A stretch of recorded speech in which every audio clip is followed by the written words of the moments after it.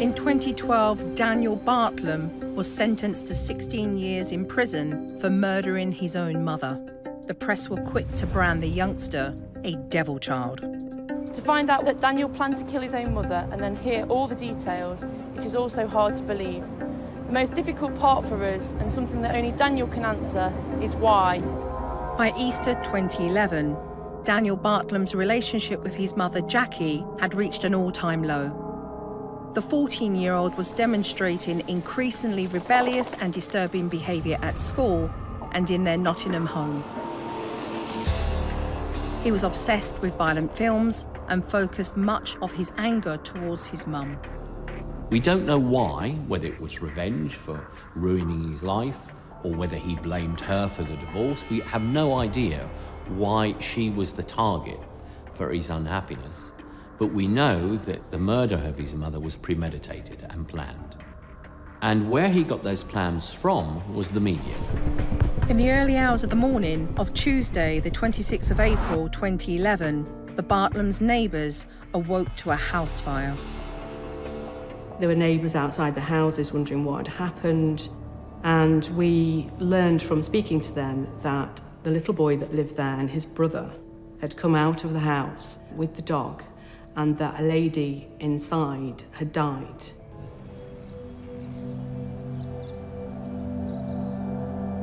Once we'd actually got the area of origin into the room itself, what we would then do is try and narrow down, try and work back as close as we could.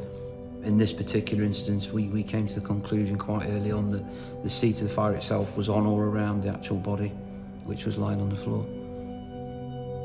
The badly burned body of Jackie Bartlam was recovered and taken for a post-mortem. Her partner Simon rushed back to Nottingham from Yorkshire, where he'd been working. Later on that day again, going into the evening time, obviously then got told a body had been found in the fire. And once I'd heard that, all I knew was that, in my own mind, it had something to do with Daniel.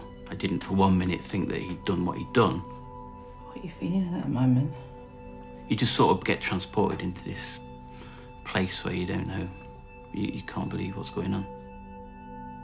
All I knew was Jackie was dead and there'd been a fire, but I didn't know, obviously, the other bits regarding what he'd actually done. Daniel's initial account was that he'd got up in the middle of the night to use the toilet. He'd found himself confronted with a masked man who'd thrown a hammer at him and fled. And he then saw that his mother had been attacked in her bedroom and that the bedroom was on fire.